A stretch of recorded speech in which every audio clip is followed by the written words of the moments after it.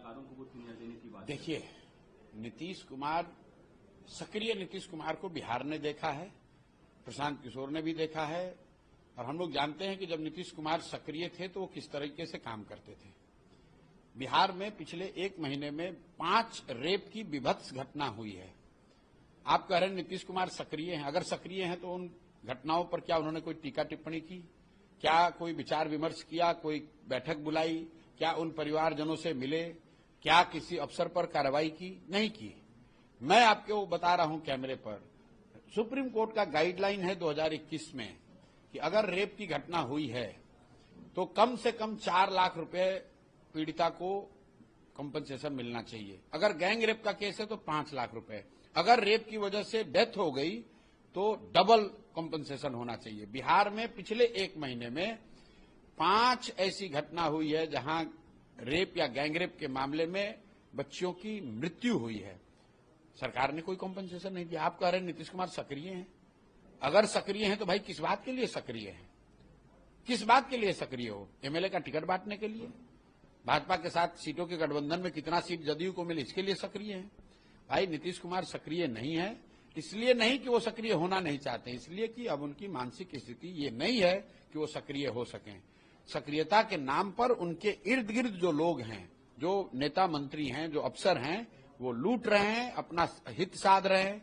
नहीं तो ये कैसे संभव है कि उनके कैबिनेट का मंत्री 58 साल की उम्र में पटना यूनिवर्सिटी में प्रोफेसर हो जाए बिना किसी परीक्षा को दिए हुए? सर्वदलीय नेता अशोक चौधरी की बात कर रहे हैं। पॉडकास्ट में कहा कि मैं सुप्रीम कोर्ट तक जाऊंगा। अरे भाई, वो सुप्रीम कोर्ट नहीं, द हेग चले जाएं भाई, इंटरनेशनल कोर्ट चले जाएं। अरे बात सुनिए ना, आपको माफी। अरे भाई छोड़िए ना, पूरे उनका जीवन लग जाएगा। मैं कह रहा हूं सुप्रीम कोर्ट छोड़िए, इंटरनेशनल कोर्ट में चले जाएं। अशोक चौधरी सर्वदलीय नेता हैं, ये सत्य है भाई। उनके पिताजी कांग्रेस में, ये जदयू में, इनकी बेटी लोजपा में, इनका दामाद इन्हीं के शब्दों में आरएसएस भाजपा में। तो बताइए कि ऐसा कौन परिवार बिहार में है जो कि सभी दलों में जिसके परिवार के लोग हैं?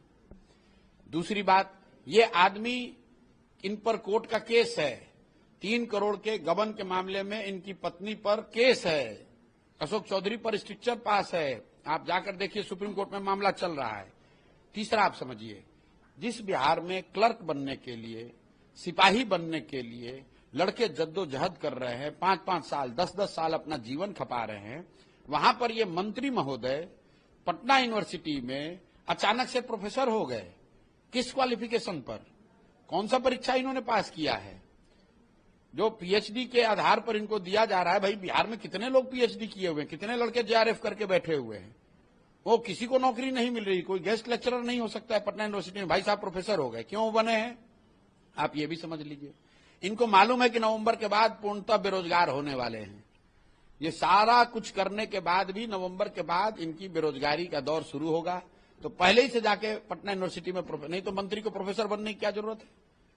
आप बताइए कि आप मंत्रालय का अपना काम तो कर नहीं पा रहे हैं और आप बच्चों को पढ़ाइएगा कैसे? तो आप तो मुफ्त में ही पैसा लीजिएगा। सर, बिहार में पोस्टर्स, पॉलिटिकल पोस्टर्स की काफी चर्चा होती है। पहली बार देखा गया है कि जदयू कार्यालय में नरेंद्र मोदी प्रधानमंत्री का फोटो लगा है, पोस्टर लगा है। ये क्या दर्शाता है? दर्शाता है जो बात पिछले 2 बार से हम 2-3 साल से कह रहे हैं कि जदयू का अब अंत आ गया है। नीतीश कुमार के राजनीति का ये अंतिम दौर चल रहा है।